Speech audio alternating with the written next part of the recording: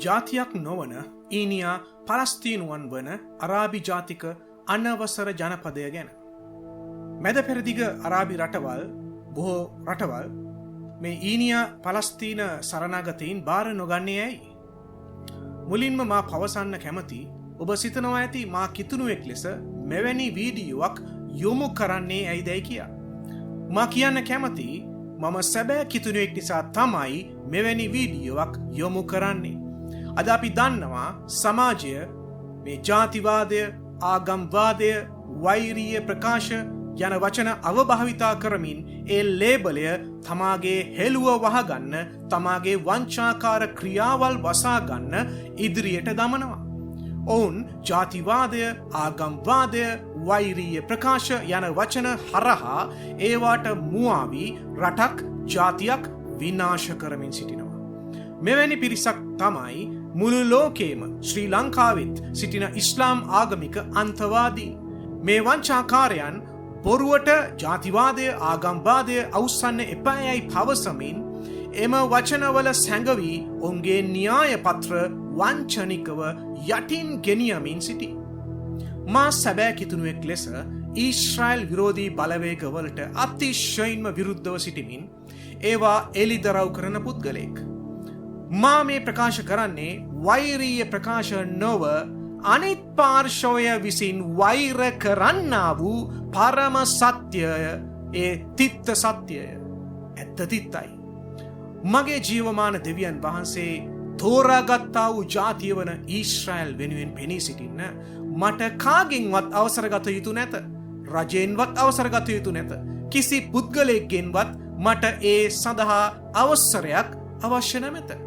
දෙවියන් වහන්සේම ලෝකයට දී තිබෙන භාෂණීය නිදහස තුළ මා කතා කරමි. ඊනියා පලස්තීනය කිසිදා නොපැවතුණු, නොපවතින ජාතියක්. ඊනියා පලස්තීන ජාතියක් ලෙස වැරදියට, සාවද්‍යව, වංචාකාරව කියාගන්නා අය කියා සිටින්නේ අද ඊශ්‍රායලයට පෙර පලස්තීන ජාතියක් පැවති බවයි. මේ ඉතාමත්ම බරපතල සාවද්‍ය ප්‍රකාශයකි. පලස්තීන ජාතියක් නොමැතිව යුදෙව් ආක්‍රමණිකයින්ට, නැත්නම් අපි කියන්නේ ඔය ජුවිෂ් ඉන්වේඩර්ස්ලා කියලා, සහ යුරෝපීය කොලෝනියන්ට, නැත්නම් යුරෝපියන් කොලොනයිසර්ස්ලට, යුරෝපීය යටත් විජිතවාදීන්ට ඔය ඊශ්‍රායල් යුදෙව්වන්ට එහෙමන ලේබල් කරන්නේ. ඒ වගේ අයට කිසිදු වටිනාකමක්ද තිබිය නොහැක. නොපවතින ජාතියක්ව කිසිවෙකුට ආක්‍රමණය කළ නොහැකි අතර කිසිවක් යටත් විජිතකරණය නැත්නම් කොලෝනිකරණය කළ නොහැක. එනම් පදිංචිකරුවන් ස්ථානයකටවා යවා ඒ මත දේශපාලන පාලනය ස්ථාපිත කළ නොහැක. අවබෝධය සඳහා වැඩි යමක්. යටත් විජිතවාදියා නැත්නම් ද කොලොනයිසර්, යටත් විජිතකරණය ද කොලොනයිස්ඩ්, යටත් විජිතවාදය කොලොනයිස්ලිසම්, ජනපදය කොලොනි. අපි ඒව ගැන පොඩ්ඩක් බලමු. යටත් විජිත සම්බන්ධතාවකදී නැත්නම් කොලොනයිස්ඩ් රිලේෂන්ෂිප් කියලා කියනවා. ඒකෙදී යටත් විජිතවාදියා, ඒ කියන්නේ කොලොනයිසර් යනු රටක් හෝ ජනතාවක් ප්‍රචණ්ඩ ලෙස පාලනය කරන, ඔවුන්ගේ ඉඩම්වලට හිමිකම් කියන සහ එහි පදිංචිකරුවන් යවන රට හෝ බලය වන අතර යටත් විජිතකරණය යනු මෙම පාලනය සහ ආධිපත්‍ය යටතේ පවතින ජනතාව සහ ඉඩම්ය. අධිරාජ්‍යවාදයේ දෘෂ්ටිකෝණය මගින් මෙහෙවනු ලබන යටත් විජිතවාදය කොලොනියලිසම් ආර්ථික, සමාජීය සහ දේශපාලනික වාසි සඳහා පාලනය සහ සූරාකෑමේ ක්‍රියාවලියක් ඇතුළත් වේ. යටත් විජිතවාදියා ද කොලොනයිසර් අර්ථ දැක්වීම වෙනත් භූමියක් හෝ එහි ජනතාවක් පාලනය කරන පුද්ගලයෙකු, ජාතියක් හෝ කණ්ඩායමක්. යටත් විජිතවාදියා කියන්නේ භූමිකාව ඔවුන් සම්බන්ධතාවේ ආක්‍රමණිකයා වන අතර ප්‍රචණ්ඩකාරී අත්පත් කර ගැනීම ආරම්භ කර විදේශීය ඉඩම්වල පදිංචි වේ. උදාහරණයක් ලෙස ක්‍රිස්ටෝෆර් කොලම්බස් වැනි ඓතිහාසික චරිතයක් ඇමරිකාවේ යටත් විජිතකරණය ආරම්භ කිරීම සඳහා යටත් විජිතවාදියෙකු වූ බව සටහන් කරයි. යටත් විජිතකරණය ද කොලොනයිස්ඩ් අර්ථ දැක්වීම විදේශීය බලවතෙකු විසින් පාලනය කරනු ලබන යැපෙන ප්‍රදේශය හෝ ජනතාව. භූමිකාව ඔවුන් යටත් විජිතවාදීන්ගේ පාලනයට, සූරාකෑමට සහ ඔවුන්ගේ ඉඩම් සහ ස්වෛරී භාවය අහිමිවීමට යටත් වේ. උදාහරණයක් ලෙස ඇමරිකානු මහද්වීපවල ආදිවාසී ජනතාව හෝ යුරෝපීය බලවතුන්ගේ පාලනය යටතේ සිටි ආසියාවේ අප්‍රිකාවේ හෝ දකුණු ඇමරිකාවේ රටවල වැසියන් යටත් විජිතකරණයට උදාහරණ වනු ඇත. යටත් විජිත ශ්‍රී ලංකාව යනු 1505 දී පෘතුගීසීන්ගේ පැමිණීමේ සිට 1948 දී බ්‍රිතාන්‍යයන්ගෙන් ශ්‍රී ලංකාව නිදහස ලබා ගැනීම දක්වා වූ කාල පරිච්ඡේදය වන අතර එයට පෘතුගීසී, ලන්දේසී සහ බ්‍රිතාන්‍ය බලවතුන්ගේ පාලනය ඇතුළත් වේ. ක්‍රියාවලිය යටත් විජිතවාදය the process colonialism අර්ථ දැක්වීම එක් රටක් ජනාවාස ස්ථාපිත කිරීමට සහ සම්පත් සූරෑ කෑමට බොහෝ විට ප්‍රචණ්ඩ ආක්‍රමණ හරහා අනිකුත් ප්‍රදේශ කෙරෙහි තම බලය සහ පාලනය ව්‍යාප්ත කරන භාවිතයකි. ඉලක්කය ස්වදේශික ජනගහනය මත දේශපාලන ආර්ථික සහ සංස්කෘතික ආධිපත්‍ය තහවුරු කරමින් නව ඉඩම් අත්පත් කර ගැනීම සහ පදිංචි කිරීම.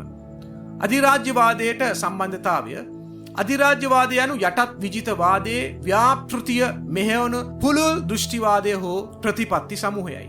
ජනපදය කොලනි වෙනත් රටක පූර්ණ හෝ අර්ධ දේශපාලනය යටතේ පවතින සහ එම රටෙන් පදිංචිකරුවන් විසින් අල්ලාගෙන සිටින රටක් වූ ප්‍රදේශයක්. මම මේවා කිව්වේ ඇයි දැන් මේ අධ්‍යයනය තුළ මේ වචන අපි භාවිතා කරනවා. අපි දැන් ගොඩක් අය කියනවනේ ඊශ්‍රායලට විරුද්ධව මේගොල්ලෝ යටත් විජිතවාදීන්, මේගොල්ලෝ කොලනයිසර්ස්ලා කියලාමනේ. දැන් මේක මේ ව්‍යාජ කාරණාවක්. මොකද ඊශ්‍රායලිතයන් තමාගේ නිජ භූමියට යාවි. නමුත් මේ යටත් විජිතවාදියා කියනකොට ඒකේ තේරුම අනිත් අයගේ රටක් රාජ්‍යයක් අල්ලා ගැනීම, ඒවා පාලනය කිරීම, ඒවා සූරාකෑම, ප්‍රචණ්ඩකාරීව අත්පත් කර ගැනීම, මේ කාරණාවල් අපි දකිනවා ඉස්ලාම් ආගම හරහා තමයි මේ ලෝකේ බොහෝ මේ මැද පෙරදිග රටවල් ඒවකට ඒවා ක්‍රිස්තියානි රටවල්, ඒවා හින්දු ආගමික, ඒක බෞද්ධ ආගමික රටවල් තිබුණ ඒවා බලහත්කාරයෙන් ඒවා ආක්‍රමණය කරලා ඒ ප්‍රචණ්ඩකාරීව ලේ වැගිරීම් තුලින් ඒවා අත්පත් කරගත්තා. අන්න ඒක තමයි යටත් විජිතවාදය කියලා කියන්නේ. ඇත්තටම බලනකොට ඒක තමයි ඇත්ත. මේ ඉස්ලාම් ආගම හරහා ඒ ලේ වැගිරීම් හරහා මේ ලෝකේ අද අපි දකිනවා මැද පෙරදිග රටවල් ඒ 40 ගණනක් 50 ගණනක් පමණ තිබෙනවා. ඒවා අල්ලගත්තා ඒගොල්ලෝ. ඒවා යටත් විජිතකරණය කරා ඒගොල්ලෝ. ඊශ්‍රායල එහෙම දෙයක් කරේ නැහැ. ඊශ්‍රායලේ අවුරුදු 3000ක 4000ක ඉතිහාසයක් තියෙන තමාගේ භූමියට පැමිණි. ඒ නිසා මේක වරදවා තේරුම් ගන්නත් එපා. තවත් කෙනෙක්ට ඔබව රවට්ටන්න දෙන්නත් එපා. ඒක නිසා මේ යටත් විජිතවාදියා කිව්වම ඊශ්‍රායලය යටත් විජිතවාදී නොවේ. ඒගොල්ලෝ කොලනයිසර්ස්ලා නෙවෙයි. කොලනයිසර්ස්ලා ඇවිල්ලා අරාබි ජාතිය විශේෂයෙන් මේ ඉස්ලාම් ආගමික අන්තවාදී, ඉස්ලාම් ආගම ඇතුළුව මේ ඉස්ලාම් ආගමික අන්තවාදීන් සහ මේ ඉස්ලාම් ආගම හරහා මේ ලෝකයේ විවිධ රටව රාජ්‍යවල් ඒ බලහත්කාරයෙන් ආක්‍රමණය කරලා ලේ වැගිරීමෙන් කඩුවෙන් ඒවා අල්ලගත්තා. ඒ සංස්කෘතිය නැති කරා, ඒ ආගම් දහම් නැති කරා, මනුෂ්‍යයන්ව ඝාතනය කරා. අන්න ඒ කාරණාවල් තමයි යටත් විජිතවාදයට ඇතුළත් වෙන්නේ. ඊශ්‍රායල එහෙම දෙයක් කරේ නැහැ. ඒ නිසා රැවටෙන්න එපා. මේ යක්ෂක රැවටීම් වලට, මේ ඉස්ලාම් අන්තවාදී කාර්යයන්ගේ මේ අන්තවාදීගේ බොරුවට රැවටෙන්න එපා. ඒකයි මම මේ කාරණාවල් ගැන කතා කරේ. තව දෙයක් තියෙනවා මේ සියොන් වාදය. අපි කියනවා ඒක සයනිසම් කියලා. සියොන් වාදය සයනිසම් යනු 19 වන සියවසේ අගභාගයේදී යුරෝපයේ මතු වූ වාර්ගික සංස්කෘතික ජාතිකවාදී ව්‍යාපාරයක් වන අතර එය පලස්තීනයේ යටත් විජිතකරණය හරහා යුදෙව් නිජබිමක් ස්ථාපිත කිරීමට සහාය දැක්වීමට හේතු විය. මේ ඇවිල්ලා දැන් මම මේ කතා කරන්නේ මේ මනුෂ්‍යයන් කියන දේ මේ ඇවිල්ලා මේ විකිපීඩියා වල මම කියන දේ. නමුත් අපි මේවා තේරුම් ගමු. සයනිසම් කිව්වම ඒක නපුරක් නෙමෙයි. අද මේ ඉස්ලාම් අන්තවාදීන් තමයි මේක නපුරක් ලෙස පෙන්වන්නේ. ව්‍යාජ ලෙස මේවා අර්ථකථනය කරමින්. ඒක තේරුම් ගන්න. එය යුදෙව් ආගමේ ඊශ්‍රායල් දේශයට අනුරූප වන සහ යුදෙව් ඉතිහාසයේ කේන්ද්‍රීය ප්‍රදේශයකි. සියොන් වාදීන්ට අවශ්‍ය වූයේ හැකිතරම් ඉඩම්, හැකිතරම් යුදෙව්වන් සහ හැකිතරම් ඒ පලස්තීන අරාබිවරුන් සිටින පලස්තීනයේ යුදෙව් රාජ්‍යයක් නිර්මාණය කිරීමට. දැන් මේ ඇවිල්ලා වැරදි අර්ථකථනයක්. දැන් බලන්න අරාබිවරුන්, පලස්තීන අරාබිවරුන් කියලා ජාතියක් හිටියේ නෑ. අපි ඒව බලනවා. පලස්තීනය කියලා ජාතියක් හිටියේ නෑ. ඒවා මේ අධ්‍යයනයේදී වලට හොඳට මැනවින් ඒවා තේරුම් ගන්නට යනවා. ඒ වගේම 19 වන සියවසේ අගභාගයේදී මධ්‍යම හා නැගෙනහිර යුරෝපයේ ලෞකික ජාතිකවාදී ව්‍යාපාරයක් ලෙස සියොන් වාදය මුලින්ම මතුවූයේ යුදෙව් විරෝධී නව රැල්ලට ප්‍රතිචාර වශයෙන් සහ හස්කලා හෙවත් යුදෙව් ප්‍රබුද්ධත්වයට ප්‍රතිචාර වශයෙනි.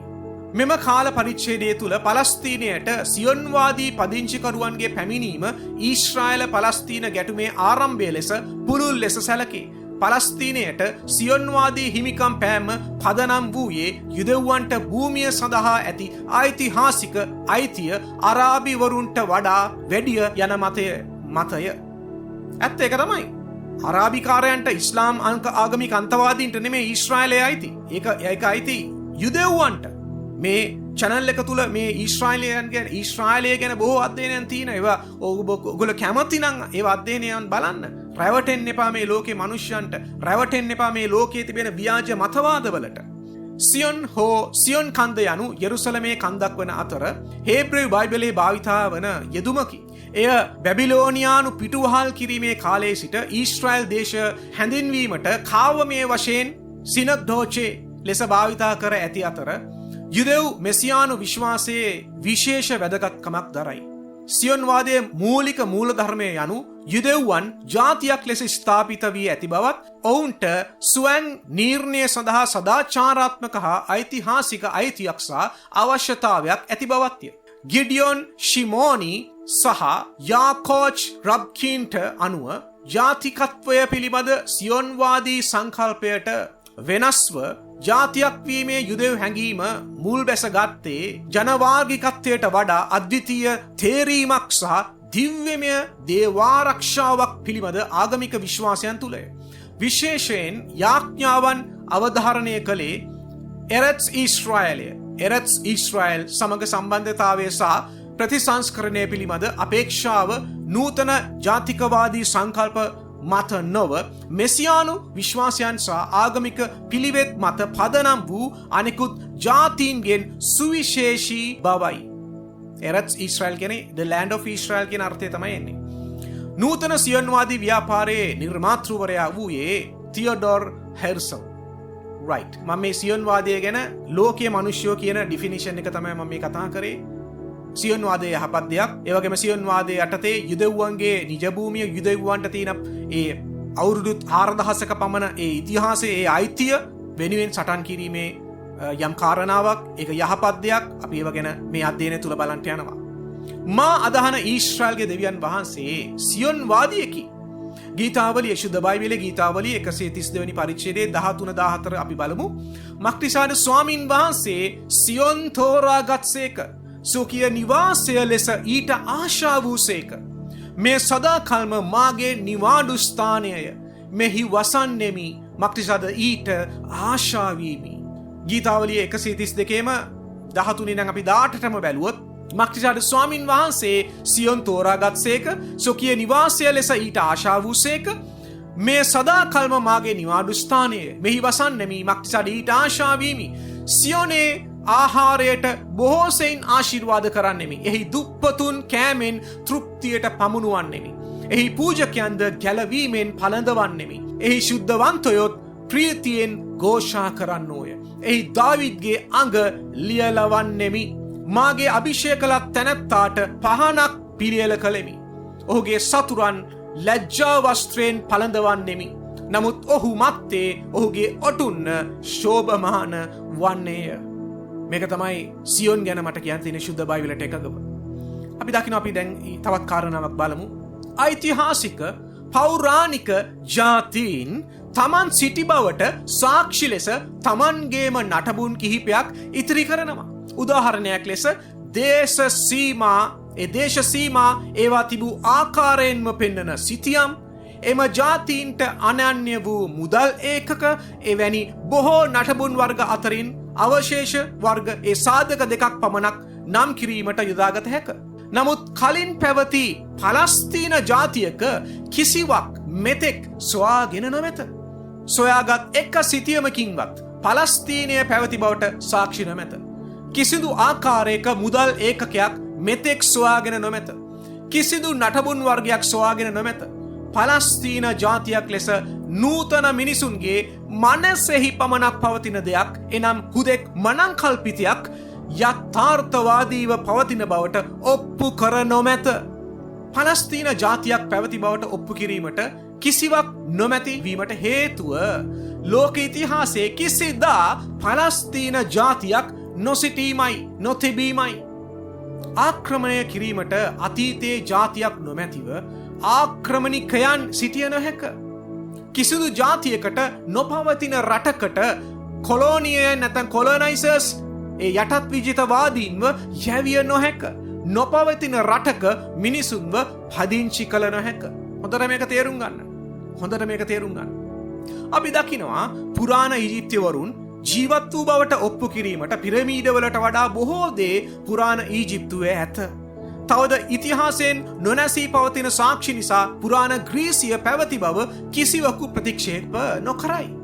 ඒ වගේම පුරාණ රෝමය පැවති බව සනාත කරමින් පුරාණ රෝමානුවන් ඔවුන්ගේ සලකුණ තැබූහ. ලොව පුරා ක්‍රිස්තියානි ආගමටත් කිතුුණු ඇදහිල්ලටත් පෙර සිට පුරාණ ජනයාගේ නටබුන් සොයාගෙන ඇති අතර පුරාණ ඊශ්‍රායලේද ඇතුළුව ඔවුන්ගේ දේවමාලිගාව පැවති බිත්තිය තවමත් ඔවුන් සතුව ඇත. පලස්තීනයේ ඉස්ලාමීය රාජ්‍ය ඇතිවීමට නම් පැවති සා ඔවුන්ගේ සලකුණ තැබූ අනෙකුත් ජාතීන්ට සාපේක්ෂව එතරම් දුරක් ආපසු යාමට අවශ්‍ය නොවේ. ඉස්ලාමයේ නිර්මාතෘ මුහම්මද්ගේ පෘථිවියේ කාලයේ ක්‍රිස්තු වර්ෂ 632 දී අවසන් වූ අතර ඔහු කිසි විටකත් අරාබියෙන් පිටව ගියේ නැත. පලස්තීනය නමින් ඉස්ලාමීය ජාතියක් පැවතීමට සාක්ෂි තිබිය යුතුය. ඊජිප්තුව වැනි පුරාණ සංස්කෘතීන්ට සාපේක්ෂව එය එතරම් කලකට පෙර නොවේ. පලස්තීනය ජාතියක් බවට ඇති විශ්වාසය සහාය දැක්වීමට කිසිවක් සොයාගෙන නොමැති වීමට හේතුව එවැන්නක් කිසිදා නොතිබූ බැවිනි. පලස්තීන ජාතියක් නොමැතිව අද භාවිතාවන පරිදි පලස්තීනුවන් සිටිය නොහැක. බැල්ෆර් ගිවිසුම අපි කියන බැල්ෆර් ඇග්‍රීමන්ට් සහ පලස්තීනය සඳහා වූ ජනවරම වැනි ඓතිහාසික වාර්තාවල සොයාගත හැකි දේ කිසිවිටකත් රටක් නොවූ පලස්තීනය ලෙස හැඳින්වෙන භූමිය පිළිබඳව යොමු කිරීම වේ. එම යොමු කිරීම සමවිටම යොමු දක්වන්නේ පලස්තීනය ඉස්ලාමීය නොව පුරාණ යුදෙව් නිජබිම බවයි. අතීතයේ පැවති ජාතියක ප්‍රකාශයට සහාය දැක්වීමට ඓතිහාසික සාක්ෂි අපි කියනවා හිස්ටොරිකල් එවිඩන්ස් කියලා. ඒවා අවශ්‍ය වේ. සාක්ෂි නොමැතිව එය ඉතිහාසයට වඩා ඓතිහාසික ප්‍රබන්ධ ක්ෂේත්‍රයට හිස්ටොරිකල් ෆික්ෂන් කියලා කියන අපි ඒ ඓතිහාසික ප්‍රබන්ධ ක්ෂේත්‍රයට ඒවා අයත් වෙන්න යන්නේ. වැදගත් මොනවාද? සාක්ෂි වැදගත් වේ. Evidence matters. ඊළඟ කාරණාව සමහරු පලස්තීන ඊශ්‍රායල ආරවුල ජාතිකවාදයන්ගේ ගැටුමක් ලෙස සලකති. තවත් සමහරු ආගමික ප්‍රතිවිරෝධතාවය ආවරණය කරන අතර තවත් සමහරු තවමත් නැගෙනහිර බටහිර බල අරගලයක් ලෙස දකිති.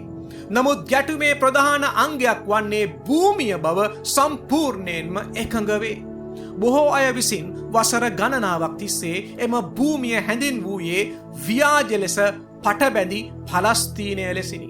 එහෙත් මැද පෙරදිග ප්‍රතිපත්ති සම්පාදකයින් මාධ්‍යවේදීන් ඉතිහාසඥයන් සහ ශබ්දකෝෂ ශිල්පීන් පවා ඇතුළුව ස්වල්ප දෙනෙක් පලස්තීන යන නාමයේ ඉතිහාසය ගැන හෝ එය එක් කාලයක හෝ වෙනත් ස්ථානයකට අයත් වූ භූමි ප්‍රදේශයක් ගැන බව බොහෝ දේ දනිති. පුරාණ රෝමානුවන් ඊශ්‍රායල් දේශයට එම නම තැබුවා.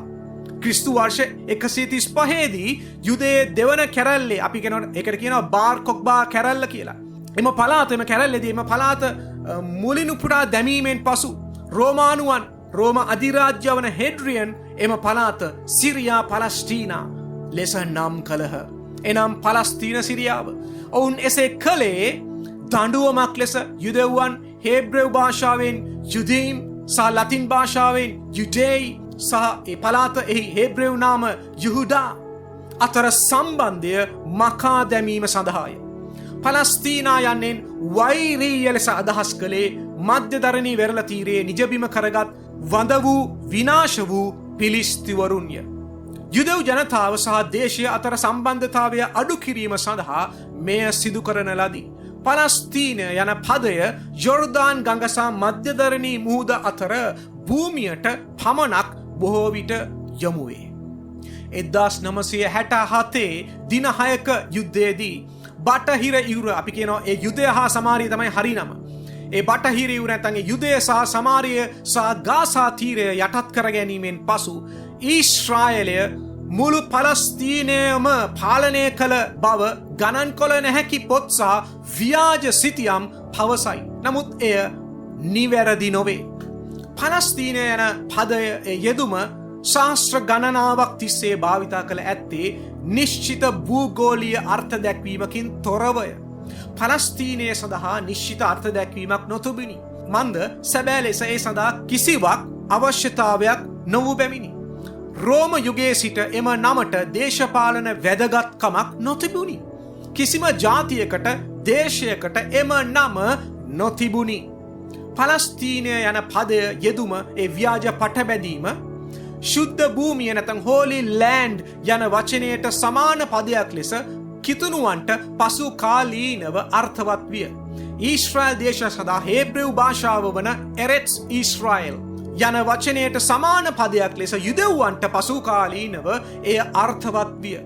පලස්තීන විද්වතු කරන මුහමද් වයි මුස්ලි විසින් පලස්තීන ජාතිකවාදයේ මූලාරම්භය The Origins of Palestinian Nationalism ඒ කෘතියෙහි සඳහන් කළ පරිදි අරාබි කතිකයන් සමහර විට ශුද්ධ භූමිය සඳහා අරාබි වචන භාවිතා කළ නමුත් කිසි විටකත් භූමිය සඳහා අද්විතීය අරාබි නාමයක් නිර්මාණය කළේ නැත.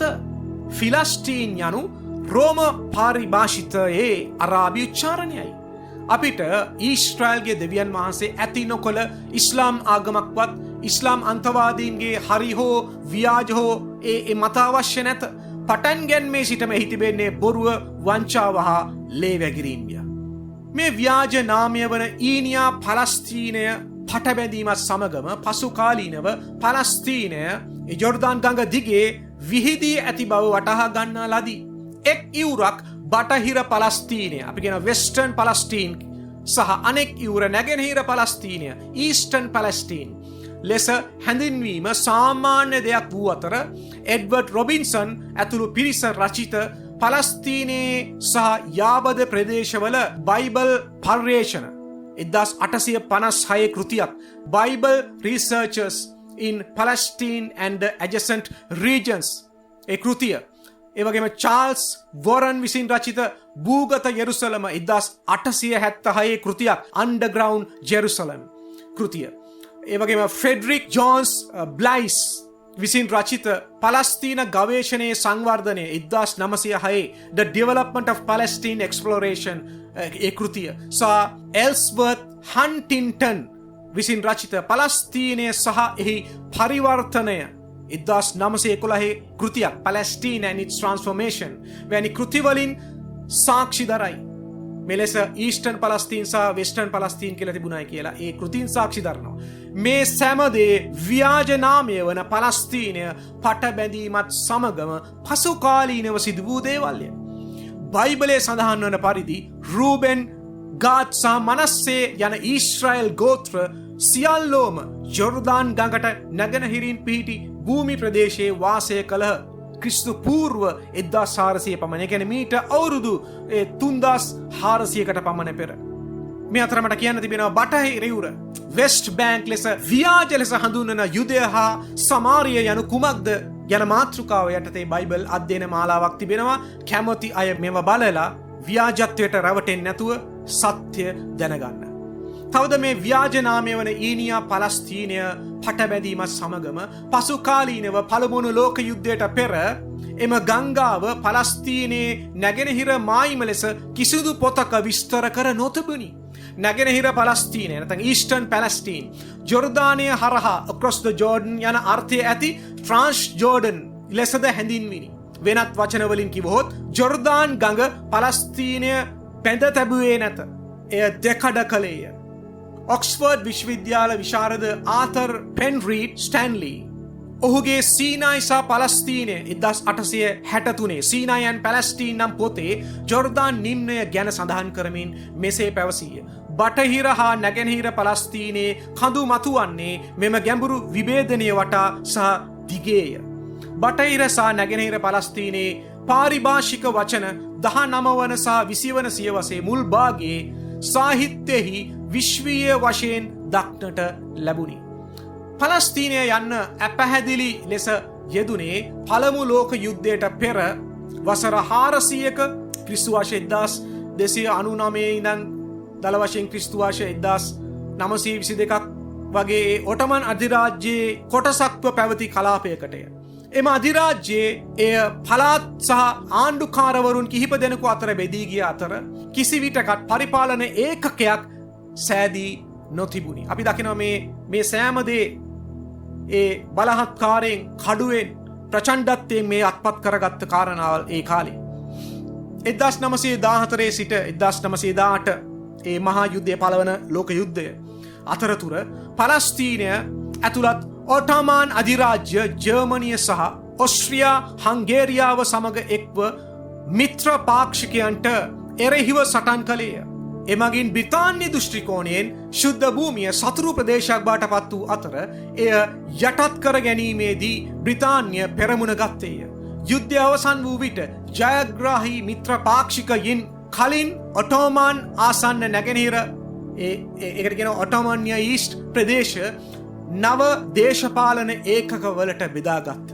1920 අප්‍රේල් මාසයේදී ලෙබනනය ඇතුළු සිරියාව පාලනය කිරීමේ වරම ප්‍රංශයට පවරන ලදී. ඔවුන් බ්‍රිතාන්‍යයට බලතල දෙකක් පවරන ලදී.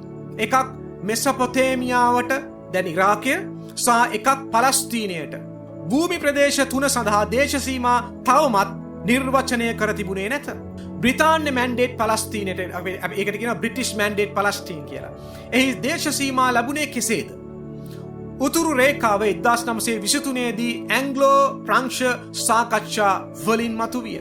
දකුණේ රේඛාව 1920 ගණන්වල මැදභාගයේ බ්‍රිතාන්‍ය සහ සෞදි අරාබිය යන නව ජාතිය ඒ නව දේශය අතර ගිවිසුම් මගින් ස්ථාවර කරන ලදී. මැන්ඩේට් පලස්තීනය සහ මැන්ඩේට් මෙසොපොතේමියාව අතර මායිම ජනාවාශ නො වූ කාන්තාරයක් මැද පිහිටා තිබීම සහ බ්‍රිතාන්‍ය දෙපාර්ශවයම පාලනය කිරීම හේතුවෙන් එය එතරම් වැදගත්කමක් නොදැක්වීය. 1932 දී ලිපි හුවමාරුවකින් අවසානයේ එම රේඛාව ස්ථාවර කරන ලදී. මෙහිදී අපිට විශේෂයෙන් උනන්දුවක් දක්වන්නේ බ්‍රිතාන්‍ය නැගෙනහිර පලස්තීනය ඊස්ටර්න් පැලස්ටීන් හැසිරූ ආකාරයයි. කෙටි පිළිතුර නම් 1946 දක්වා පලස්තීනය සඳහා බ්‍රිතාන්‍ය වරම ඒකට කියනවා බ්‍රිටිෂ් මැන්ඩේට් ෆෝ පැලස්ටීන් කියලා. ඒ වරම යටතේ පැවති අතර පසුව එය ට්‍රාන්ස් ජෝර්ඩන් ස්වාධීන රාජධානිය ඉන්ඩිපෙන්ඩන්ට් කින්ඩම් ඔෆ් ට්‍රාන්ස් ජෝර්ඩන් බවට පත් වූ අතර පසුව එය ජොර්දානය ලෙස නම් කරන ලදී. බටහිර පලස්තීනය වෙස්ටර්න් පලස්තීන් 1948 මැයි දක්වා බ්‍රිටිෂ් මැන්ඩේට් වරම යටතේ පැවතුණි. 1917 නොවැම්බර් මාසයේ බ්‍රිතාන්‍ය රජය බැල්ෆෝර් ප්‍රකාශනය එකට කියන බැල්ෆෝර් ඩික්ලරේෂන් කියලා බැල්ෆෝර් ප්‍රකාශනය නිකුත් කළ අතර එය පලස්තීනයේ යුදෙව් ජාතික නිවහනක් නිර්මාණය කිරීමට උපකාර කරන බවට පොරොන්දු විය. උපාය මාර්ගික සහ සදාචාරාත්මකව සලකා බැලීම් වල එකතුවකින් පෙළඹුණු මෙම පොරොන්දුව රජය තුළ ඇතුළුව මත බේදාත්මක විය. අපි දකිනවා ඉතිහාසය පුරාවට පලස්තීනය නම් ව්‍යාජ නාමය පැටබැදීමක් සමග බොහෝ දේශපාලන අධිරාජ්‍යවාදී ඉස්ලාම් අන්තවාදී හුටපට සිදු වූ අතර 1948 දී නැවත යුදෙව්වරුන්ගේ නිජ භූමිය ඔවුන්ට ලැබෙන්ට පටන් ගත්තේය. 1948 සිට දෙවියන් වහන්සේ උන්වහන්සේගේ බලය කරන කොටගෙන එවකට ලෝක පාලන තන්ත්‍රය හසුරුවමින් නැවත ඊශ්‍රායල්ට තම නිජ භූමියට එන්ට කරුණාව දුන් අතර ඒක අනාගත වාක්‍ය සම්පූර්ණ වීමකි. පලස්තීනය යන යෙදුම පිළිබඳ මෙම කරුණු ඊශ්‍රායලය තම අරාබි සතුරන් සමග සාමය ඇතිකර ගැනීමට උත්සාහ කිරීම සඳහා කළ යුතු හෝ නොකළ යුතු දේ පිළිබඳ තර්කයක් නොවේ. මෙම ඉතිහාසයේ වටිනාකම රඳා පවතින්නේ ද්විරාජ්‍ය විසඳුම අපි කියන two state solution සම්බන්ධයෙන් කිසිවෙකුගේ මනාපයන් හෝ සාමය පිළිබඳ වෙනත් අදහස් සමග එය සම්බන්ධ වන ආකාරය මත නොවේ. එහි වටිනාකම එහි නිර්වද්‍යතාවය තුල අන්තර්ගත වේ. ඉතිහාසය පිළිබඳ සත්‍ය වාර්තාවක් එයම සාධාරණීකරණය කරයි. මේ ව්‍යාජ නාමය වන පලස්තීනයේ පටබැඳී ප්‍රදේශය හා සමස්ත ඊශ්‍රායලය අරාබි ජාතීන්ට හෝ ඊනියා පලස්තීනුවන්ට නොව යුදෙව්වන්ට අයිති යුදෙව්වන්ගේ නිජ භූමියයි.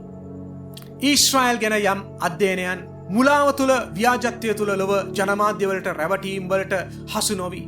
ඉස්ලාම් ආගමිකයන්ගේ රැවටීම් වලට හසු නොවී. ඒවට යටපත් නොවී සත්‍ය දැනගන්න සැබෑ අවංක අවශ්‍යතාවයක් පිපාසයක් තිබේ නම් මේ අධ්‍යයනයෙන් බලා යම් හෝ අවබෝධයකට පැමිණෙන්න. ලංකාවේ සිටින මුස්ලිම් ආගමිකයන්ට ඉස්ලාම් ආගමිකයන්ට ඉස්ලාම් ආගමික නියෝජිතයන්ට ඔවුන් පවසන ව්‍යාජ කරුණුවලට නොරවටෙන්න සත්‍ය දැනගන්න.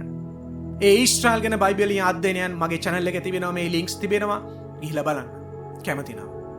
අපි 1948ට පෙර මෑත ඉතිහාසයෙන් තවත් බිදක් බලමු. මේ ව්‍යාජ නාමය වන පලස්තීනය පටබැදීමත් සමගම පලස්තීනය ලෙස හැඳුන් වූයේ ඊශ්‍රායලයටම වන අතර 1948ට පෙර පලස්තීනය යන යෙදුම භාවිතා කළේද යුදෙව්වන්ටය. මම මේ පෙන්නන වීඩියෝව හොඳට සාවධානව ඇහුම්කම් දෙන්න එක බලන්න. මෙම වීඩියෝව හාස්‍ය ජනක නමුත් අභියෝගාත්මක කරුණු කීපයක් සඳහන් කරනවා. මෙය ඊශ්‍රායල් හිතවාදී වීඩියෝවක් වන අතර මෙහි මේ පිරිස පලස්තීනුවන් ලෙස රඟපාන අතර බලන්න කියන කරුණු ටික. 1900 කාලේ මුඩුබිමක්කේ සිටපු පලස්තීනයට මම ඔබව රැගෙන යන්න. සියොන්වාදීන්ට පෙර අපේ ආඩම්බරයේ ප්‍රීතිය ඔබට පෙන්වන්න මම කැමතියි. 1921 මුල් භාගයේදී පලස්තීනයේ මැද පෙරදිග පළමු ජලවිදුලි බලාගාරය තිබූ බව ඔබ දන්නවද? ඕ අපිට ජාෆාහි තවත් ඩීසල් බලාගාරයක් තිබුණා. මෙම කර්මාන්තශාලා දෙකම ආරම්භ කළේ ධනවත් අරාබි ජාතික පින්හස් රූටන්බර්ග් විසින්. 1902 සිට බ්‍රිටිෂ් මැන්ඩේට් එකට බොහෝ කලකට පෙර පලස්තීනයට තමන්ගේම ජාතික බැංකුවක් වන ඇංග්ලෝ පලස්තීන බැංකුව පවා තිබුණා. ඒක ලෝක සියොන්වාදී සංවිධානයේ මූලාංශය වුණා. පලස්තීනයට තමන්ගේම පුවත්පතක්ද තිබුණා. ප්‍රසිද්ධ පලස්තීන පෝස්ට් කියන එක 1927 දී ආරම්භ කළේ. ඒ ජනතාව දැනුවත් කර සම්බන්ධ කළා. ඒක ආරම්භ කළේ ගර්ෂෝන් ඇඩ්ලෝන් විසින්. ගර්ෂෝන් නම ගර්ෂෝන් කියලා වට ෂුවර්ද? දැන් අපි බොහෝ ඈතට යමුකෝ. පලස්තීනය ලොව පුරා ප්‍රසිද්ධියට පත් කළේ අපේ රසවත් ජාෆා දොඩම් බව කවුරුත් දන්නවා. 1880 ගණන්වල සිට අපේව යුරෝපයට අපනයනය කළා මෙනෙචේ මුසෂ්කින් සහ ආතර් රූපින් වැනි අරාබි අපනයනකරුවන්ට ස්තුතිවන්ත වෙන්න. අපි කොච්චර ඈතට ගියත් වැඩක් නෑනේ අනේ. ඒ ඔක්කොම යුදෙව්වෝ සහ සියොන්වාදීන් විසින් කරගෙන ගිහිල්ලානේ තියෙන්නේ. හොඳයි අඩුම ගානේ 1934 දී අපිට අපේම ගුවන් සේවයක් තිබුණා. පලස්තීන ගුවන් සේවයක්. කලාපයේ පුරා පියාසර කරන සැබෑ ගුවන් යානා තිබුණා. ඒක පින්හස් විසින් ආරම්භ කර ක්‍රියාත්මක කරලා තියෙන්නේ. ඇත්තටම මොන විකාරයක්ද මේ? මම යනවා මෙතනින්. මෙම වීඩියෝවේ කාරණා ගැන මදක් බැලුවොත් 1921 මුල් භාගයේදී ඊශ්‍රායලයේ මැද පෙරදිග පළමු ජලවිදුලි බලාගාරය තිබූ අතර ජාෆාහි තවත් ඩීසල් බලාගාරයක් පවා තිබුණි. මෙම කර්මාන්තශාලා දෙකම ආරම්භ කරන ලද්දේ ධනවත් යුදෙව්වෙක්. ඒ ධනවත් යුදෙව් ජාතික පින්හාස් රූටන්බර්ග් විසිනි. මේ කාලේ ඊනියා පලස්තීන ජාතියක් සිටියේ නැත. පින්හාස් රූටින්බර්ග් එයා 1879 උපත ලබලා 1942 පමණ මිය ගියේ. රුසියානු ව්‍යාපාරිකයෙක්, හයිඩ්‍රොලික් ඉංජිනේරුවෙක් සහ දේශපාලන ක්‍රියාකාරිකයෙක් විය. පින්හාස් රූටන්බර්ග් යුදෙව්වෙක් විය. රුසියාවේදී ඔහු සමාජවාදී විප්ලවවාදී පක්ෂයේ සමාජිකයෙකු වූ අතර බොල්ෂෙවික් විප්ලවයේ හේතුවෙන් පලා ගියේය. පළමු ලෝක යුද්ධ සමයේදී ඔහු යුදෙව් ලීගයේ සහ ඇමරිකානු යුදෙව් කොංග්‍රසයේ ආරම්භකයින් අතර විය. පසු ඔහු බ්‍රිතාන්‍ය වරම පලස්තීනයට, ඒ කියන්නේ මැන්ඩටරි පැලස්තීන්, ඒ ඊශ්‍රායලයට, ඒක ඇත්තටම කියන්නේ ඊශ්‍රායලයට සංක්‍රමණය වී විදුලි බලය නිෂ්පාදනය හා බෙදා හැරීම සඳහා සහනයක් ලබා ගැනීම සඳහා ඔහුගේ අධ්‍යාපනය සහ රාජ්‍යතාන්ත්‍රික භාවය භාවිතා කළ අතර 1923 දී පලස්තීන විදුලි සංස්ථාව ආරම්භ කළේය. වර්තමානයේ එය ඊශ්‍රායල් විදුලි සංස්ථාව. ඒක දැනටත් තියෙනවා. ඒකට දැන් කියන්නේ ඊශ්‍රායල් ඉලෙක්ට්‍රික් කෝපරේෂන්. දැනට ඒකට බැලුවම මේක අවුරුදු 102ක් පමණ පරණයි මේ කෝපරේෂන් එක. වාචික හා කැප වූ සියොන්වාදියෙකු වූ රූටන්බර්ග් හගනා පිහිටුවීමටද සහභාගී වූ අතර පලස්තීන ගුවන් සේවය පැලස්ටීන් එයාවේස් ආරම්භ කළේය. පසුව ඔහු යුදෙව් ජාතික කවුන්සිලයේ සභාපතිවරයෙකු ලෙස සේවය කළේය. මං කලින් කිව්ව හගනා යනු පලස්තීනය සඳහා වූ බ්‍රිතාන්‍ය වර්ම බ්‍රිටිෂ් මැන්ඩේට් ෆොර් පැලස්ටීන් යටතේ ඉෂූ යනුවෙන් ක්‍රියාත්මක වූ ප්‍රධාන සියොන්වාදී පැරා මිලිටරි සංවිධානයක්. හරි අපි කතා කරේ පින්හාස් රූටන්බර්ග් ගැන. තව කාරණාවක්. 1902 සිට බ්‍රිතාන්‍ය ජනවරමට නැත්නම් බ්‍රිටිෂ් මැන්ඩේට් බොහෝ කලකට පෙර ඒ බ්‍රිටිෂ් මැන්ඩේට් එකකටත් බොහෝ කලකට පෙර 1902 සිට හොඳයි. ඊශ්‍රායලයට තමන්ගේම ජාතික බැංකුවක් වන ඇන්ග්ලෝ පලස්ටීන් බැංකුව පවා තිබුණි. එය ලෝක සියොන්වාදී සංවිධානයේ මූල්‍ය අංශය විය. මේ කාලයේදීත් ඊනියා පලස්තීන ජාතියක් සිටියේ නැත.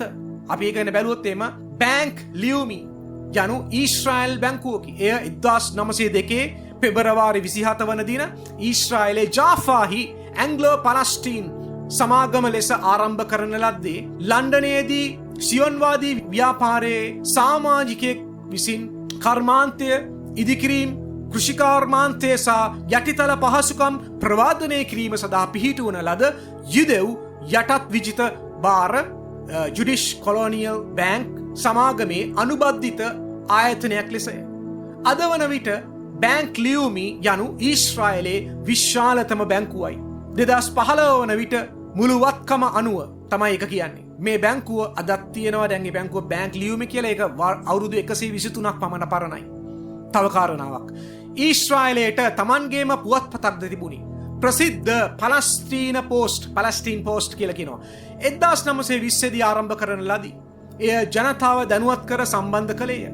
එය ආරම්භ කළේ ගර්ෂෝන් ඇන්ඩ්ලෝන් විසිනි. මේ කාලයේත් ඊනියා පලස්තීන ජාතියක් සිටියේ නැත. අද අපි එය දන්නේ ජෙරුසලම් පෝස්ට් ලෙසිනි. ගර්ෂෝන් හැරි ඇග්‍රෝන් 1894 පමණ ඔහු උපත ලබලා 1959 දී පමණ තමයි ඔහු මිය ගිහලා තිබෙන්නේ. 1955 සිට 1959 දී ඔහුගේ මරණය දක්වා ඊශ්‍රායල පුවත්පත් කර්තෘවරයෙකු, දේශපාලඥයෙකු සහ බටහිර යෙරුසලමේ නගරාධිපතිවරයා විය. ඔහු යුදෙව්වෙක් විය. මේ ලින්ක්ස් තියෙනවා ගිහලා මේවා ගැන හොයලා බලන්න. ඒ වගේම ඔහු ආරම්භ කර ජෙරුසලම් පෝස්ට් යනු ඊශ්‍රායලයේ යෙරුසලමේ පදනම් කරගත් ඉංග්‍රීසි භාෂා ඊශ්‍රායල් පුළුල් පත්‍ර පුවත්පතක් වන අතර එය 1932 දී බ්‍රිතාන්‍ය පලස්තීන වරම ඒ අතරතුර ගර්ෂෝන් ඇග්‍රෝන් විසින් පලස්තීන පෝස්ට් ලෙස ආරම්භ කරන ලදී. 1950 දී එහි නමද ජෙරුසලම් පෝස්ට් ලෙස වෙනස් කළේය. අද වෙනකොට මේ ජෙරුසලම් පෝස්ට් කියන පුවත්පතට අවුරුදු 92ක් පමණ වෙනවා. තව කාරණාවක්. ඊශ්‍රායලයට ලොව පුරා ප්‍රසිද්ධියට පත් කළේ රසවත් ඒ ජාෆා දොඩම් බව කවුරුත් දනිති. 1880 ගණන්වල සිට ඒවා යුරෝපයට අපනයනය කළා. මෙනචෙම් උසික්ස්කින් ඒවම නම් අපිට කියන්නත් අමාරුයි. සහ ආතර් රූපින් වැනි යුදෙව් අපනයන කරුවන්ට ස්තුතිවන්නට තමයි එක උනේ.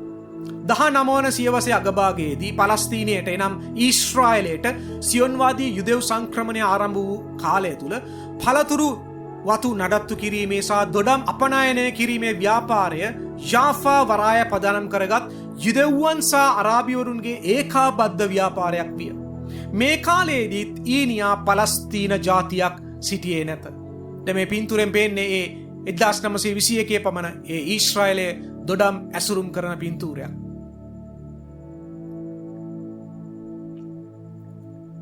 ඒ අතර අනිත් පුද්ගලයා මෙනචෙම් උසික්කින් අගෝස්තු 1863 පමණ ඔහු ඉපද ලැබලා 1941 පමණ මිය ගිහිල්ලා තිබුණේ. රුසියාවේ උපන් සියොන්වාදී නායකයෙක් සහ යුදෙව් ජාතික අරමුදලේ ඒකට කියනවා ජූෂ් නැෂනල් ෆන්ඩ් ඒකේ ඒ අරමුදලේ ප්‍රධානියා විය. ඔහු යුදෙව්වෙක් විය. ඔහු සාම්ප්‍රදායික යුදෙව් අධ්‍යාපනය ලබාගත් නමුත් ඔහුගේ පවුල මොස්කව් වෙත සංක්‍රමණය වූ විට ලෞකික අධ්‍යාපන ක්ෂේත්‍රයෙන් ඉගෙන ගත්තේය. අනිත් තව පුද්ගලයෙක් ආතර් රූෆින් 1879 පමණ උපත ලබලා 1943 පමණ මිය ගිය පුද්ගලයෙක් ජර්මානු සියොන්වාදියෙකු වූ අතර ටෙල් අවීව් නගරයේ ආරම්භකයන්ගෙන් කෙනෙකි. ඔහු යුදෙව්වෙක් විය. 1904 දී බර්ලියනේ යුදෙව් සංඛ්‍යාලේඛන කාර්යංශයේ එකට කියන බර්ලින්ස් බේරි ෆෝ ජූෂ් ස්ටැටිස්ටික්ස් කියලා. ඒ අංශයේ අධ්‍යක්ෂක ධූරයට පත් වූ ඔහු 1907 දී පලස්තීනයට සංක්‍රමණය වූ අතර පලස්තීනය කියලා කියන්නේ ඊශ්‍රායලයට සංක්‍රමණය වූ අතර 1908 සිට ජාෆාහි සියොන්වාදී සංවිධානයේ පලස්තීන කාර්යාලයේ Palestine Office of Zionist Organization කියලා කියනවා. ඒකේ අධ්‍යක්ෂකවරයා වූ අතර පලස්තීනයට සියොන්වාදී සංක්‍රමණය Zionist Immigration to Palestine සංවිධානය කළේය. 1926 දී පමණ රූෆින් ජෙරුසලමේ හේබ්‍රෙව් විශ්වවිද්‍යාලයේ පීඨයට සම්බන්ධ වී යුදෙව්වන්ගේ සමාජ විද්‍යා දෙපාර්තමේන්තුව, ඒකට කියනවා Department for the Sociology for Jews ආරම්භ කළේය. රුෆින්ගේ අතිමහත් දායකත්වය නිසා සියොන්වාදී ඉතිහාස ලේඛනයේ ඔහුට පලස්තීනයේ යුදෙව් ජනවාසයේ පියා the father of Jewish settlement in Palestine යන පදවිය හිමි විය. දැන් බලන්න, දැන් මේ පලස්තීනය මේ පලස්තීන ජාතිය හිටියේ නෑ. මේ යුදෙව්වන්ටම තමයි මේ ව්‍යාජ නාමයේ එදා රෝමානු අධිරාජ්‍ය පටබැඳපු ව්‍යාජ නාමයේ යටතේ මේ ඉන්නේ යුදෙව්වෝ. මේ ඊශ්‍රායල් තව කාරණාවක් තමයි 1934 දී ඊශ්‍රායලට ගුවන් සේවාවක් තිබුණා. ඊශ්‍රායල්ට තිබුණේ හොඳේ පලස්තීන ගුවන් සේවය, Palestinian Airways. ඒ කලාපය පුරා පියාසර කර සැබෑ ගුවන් යානා තිබුණා. පින්චාස් විසින් ආරම්භ කර ක්‍රියාත්මක කරන ලදී. මේ කාලයේදී ඊනියා පලස්තීන ජාතිකයන් සිටියේ නැත. Palestine Airways නැත්නම් ඊශ්‍රායල් දේශීය ගුවන් සේවය, පලස්තීනයේ ගුවන් සමාගම යනු බ්‍රිතාන්‍ය පලස්තීනයේ සියොන්වාදී පින්හාස් රූටන්බර්ග් විසින් ආරම්භ කරන ලද ගුවන් සේවයකි. අපි පින්හාස් රූටන්බර්ග් ගැන අපි කලින් ඉහත කතා කළා.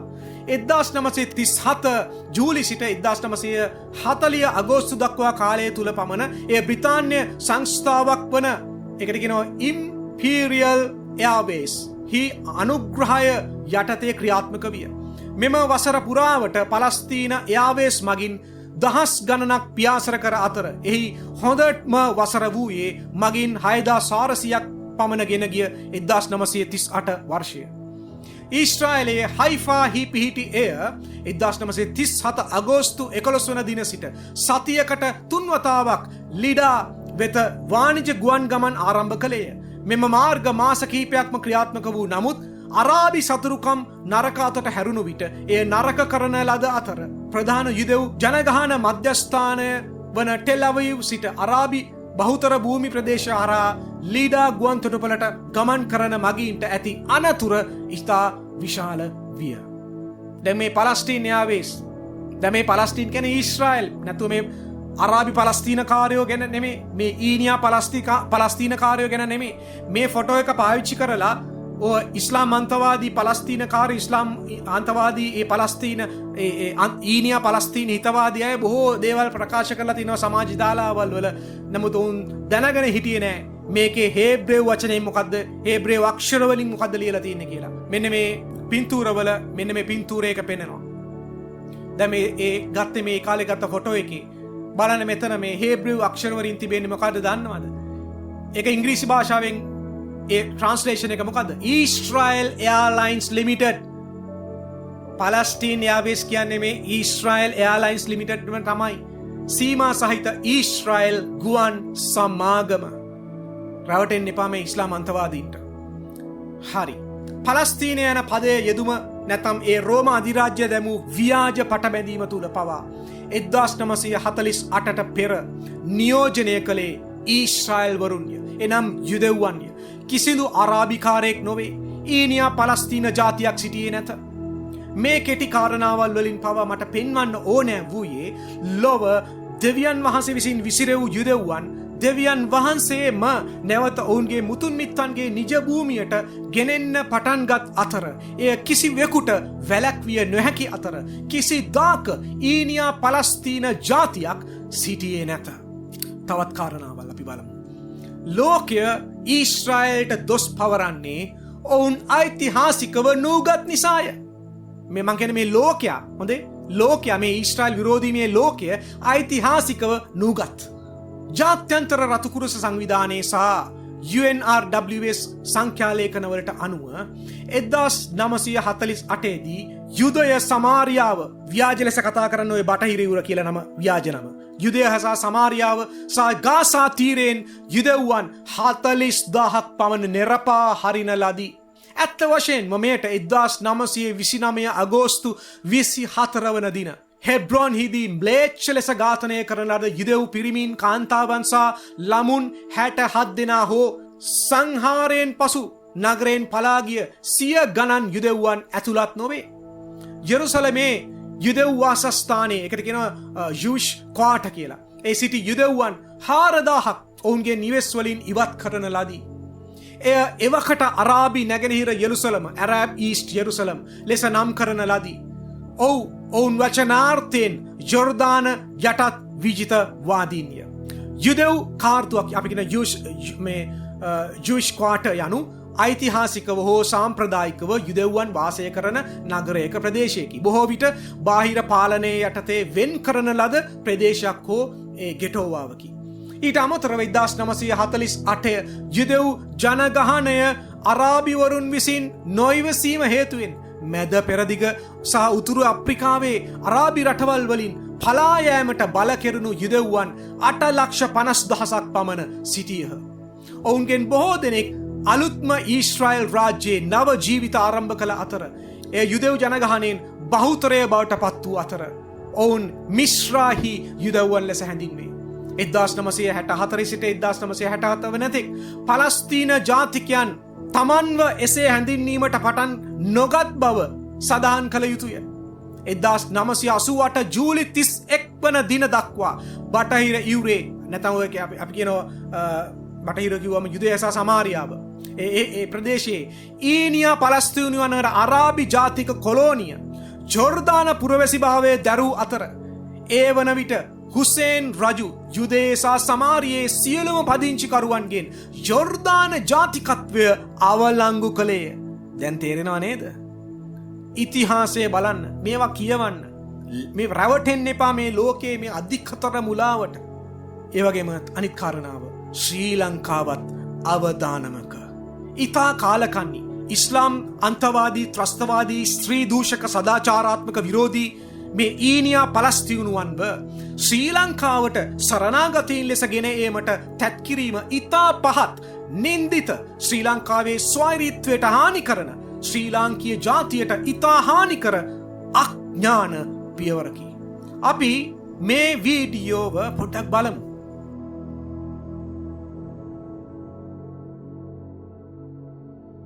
මැද පෙරදිග බොහෝ අරාබි රටවල් පලස්තීන සරණාගතයින් බාර නොගන්නේ ඇයි? ඊශ්‍රායල සහ හමාස් ත්‍රස්තවාදී සංවිධානය අතර නැවත යුද්ධයක් ආරම්භ වීමත් සමග ගාසා තීරයේ ජීවත් වන මිලියන සංඛ්‍යාත පලස්තීන ජනතාවට සරණාගතයින් බවට පත්වීමට සිදුවන ඇතැයි යන බියක් ඇති වී තිබේ. නමුත් ගාසා තීරය ඊජිප්තුව සමග දේශ සීමාවක් බෙදා ගත්තද පලස්තීන සරණාගතයින් පිළිගැනීමේ කිසිදු හෝ හැකියාවක් ඊජිප්තු රජය වහාම පාහේ ප්‍රතික්ෂේප කළේ. ඇත්ත වශයෙන්ම ඊජිප්තුව දැනට ගාසා තීරය සමග තිබෙන මායිම් තාප්පයට වඩා විශාල තාප්පයක් ඉදිකරමින් සිටි. දැන් බොහෝ බාහිර නිරීක්ෂකයින් අසා ඇත්තේ බහුතර අරාබි සහ ඉස්ලාමීය ජාතියක් වන ඊජිප්තුව පලස්තීන ජනතාව ප්‍රතික්ෂේප කරන්නේ මන්ද යන්නයි. ඇත්ත වශයෙන්ම බොහෝ දෙනෙක් පෙන්වා දී ඇත්තේ පලස්තීන සරණාගතයින් පිළිගැනීම ප්‍රතික්ෂේප කිරීම බොහෝ අරාබි ජාතීන්ගේ දේශපාලන අවශ්‍යතා සඳහා සේවය කළ හැකි බවයි. මන්ද එමගින් ඔවුන්ට ඕනෑම ආකාරයක මානුෂීය අර්බුදයක් දිගහැරෙන විට ඊශ්‍රායලට දොස් පැවරීමට ඉඩ සලසයි. නමුත් කාරණය නම් ඓතිහාසිකව බොහෝ අරාබි ජාතීන් පලස්තීන සරණාගතයින් පිළිගෙන ඇති අතර ඊජිප්තුව දැන් එයට අකමැති වන්නේ ඒ නිසා විය හැකිය. උදාහරණයක් ලෙස 1991 දී පළමු ගල්ෆ් යුද්ධයෙන් පසුව කුවේට් රජය පලස්තීනුවන් 3 ලක්ෂයකට ආසන්න සංඛ්‍යාවක් නිරපා හැරියේය. මෙය කුවේටේ මුළු ජනගහනයෙන් 18%ක් විශ්මය ජනක ලෙස නියෝජනය කළේය. ඉතින් එයට හේතුව කුමක්ද? හොඳයි, පලස්තීන විමුක්ති සංවිධානය ඇත්ත වශයෙන්ම වසරකට පෙර සදාම් හුසේන්ගේ කුවේට් ආක්‍රමණයට සහාය දැක්වීය. ඉරාකය යුද්ධය පුරාම ඊශ්‍රායලට රොකට් ප්‍රහාර එල්ල කිරීමට පටන්ගත් පසු මෙම සහයෝගය වර්ධනය විය. කුවේට් නිදහස ලැබීමෙන් පසු කුවේට් රජය පලස්තීන ප්‍රජාවෙන් වැඩි කොටසක් ඉරාක ආක්‍රමණයට හවුල්කරුවන් ලෙස සැලකීය. ඊට ප්‍රතිචාර වශයෙන් මාස කිහිපයක් ඇතුළත සියලුම පලස්තීන කාරයන් පහේ පිටුවහල් කරන ලදී. මෙවැනි දෙයක් සිදු වූ පළමු අවස්ථාව මේ නොවේ. දශක ගණනාවකට පෙර ජෝර්දානයේ ක්‍රියාත්මක වූ පලස්තීන කණ්ඩායම් දින 6 යුද්ධයෙන් පසු ජෝර්දානයේ ආණ්ඩුව පෙරලා දැමිය යුතු බවට ප්‍රසිද්ධියේ හඬ නැගූහ. ඒ අවස්ථාවේ PLO සංවිධානය ජෝර්දාන භූමියේ තමන්ගේම වෙනමම හමුදාවක් පවත්වාගෙන ගිය අතර එම සන්නද්ධ හමුදාව යොදාගෙන අවුල් සහගත තත්ත්වයකට පත් කළහ. ඊශ්‍රායලයට එරෙහිව සිදුවෙමින් පවතින විනාශකාරී යුද්ධය සඳහා මූල්‍ය ආධාර එකතු කිරීමේ නාමයෙන් PLO සටන්කාමීන්ගේ සන්නද්ධ කල්හි අමාන් අගනුවර වටා ගමන් කරමින් පවුල් සහ ව්‍යාපාර කොල්ල කෑහ. ජෝර්දාන පොලිසිය සහ හමුදාවේ සමාජිකයින් මෙම ප්‍රහාරවලින් තම පුරවැසියන් ආරක්ෂා කර ගැනීමට උත්සාහ කළ විට මේ පලස්තීන ස්වස්ථවාදීන් ඔවුන්ට පහර දී මරා දමන ලදී. පලස්තීන දේශපාලන ජාලය ක්‍රියාත්මක වන්නේ රාජ්‍යයක් තුල සිටින තවත් සටන්කාමී ත්‍රස්තවාදී රාජ්‍යයක් ලෙස වන අතර ඊශ්‍රායලයට රොකට් ප්‍රහාර එල්ල කිරීම සඳහා ජෝර්දානය නැවත නැවතත් භාවිතා කරන ලදී. පලස්තීනයේ විමුක්තිය සඳහා වූ මාක්ස්වාදී ලෙනින්වාදී මහජන පෙරමුණ ගුවන් යානා කීපයක් පැහැර ගැනීමට පවා දුරදිග ගොස් ජෝර්දානයේ පලස්තීන පාලිත ගුවන් තොටුපළකට ගුවන් ගමන් හරවා යවා එහි මගින් ප්‍රාණ අපකරුවන් ලෙස තබා ගන්නා ලදී. 1970 සැප්තැම්බර් වන විට ජෝර්දාන හමුදාවට අවසානයේ මේ සියල්ල හොඳටම ඇති වෙලා තිබුණි. ත්‍රස්තවාදී සංවිධානයක් වන PLO සමග පූර්ණ පරිමාණ යුද්ධයක් ආරම්භ වූ අතර මාස 10ක සටනකින් පසු පලස්තීනුවන් රටින් පළවා හරින ලදී. එහෙත් වෙන්වීමේ තෑග්ගක් ලෙස කළු සැප්තැම්බර් ලෙස හැඳින්වෙන පලස්තීන ත්‍රස්තවාදී කණ්ඩායමක් ජෝර්දාන අගමැති වස්ෆී ටාල්ව ඝාතනය කළ කනගාටුදායක ලෙස කතාව එතනින් අවසන් නොවිය. මන්ද ත්‍රස්තවාදී PLO සංවිධානය පසුව ලෙබනනයට සංක්‍රමණය වූ අතර එහිදී ඔවුන් ලෙබනනයේ ගතානුගතික මෙරනයිට් ක්‍රිස්තියානි රජය පෙරලා දැමීමට උත්සාහ කළ මාක්ස්වාදී සහ සමාජවාදී ව්‍යාපාර සමග සන්ධානගත විය.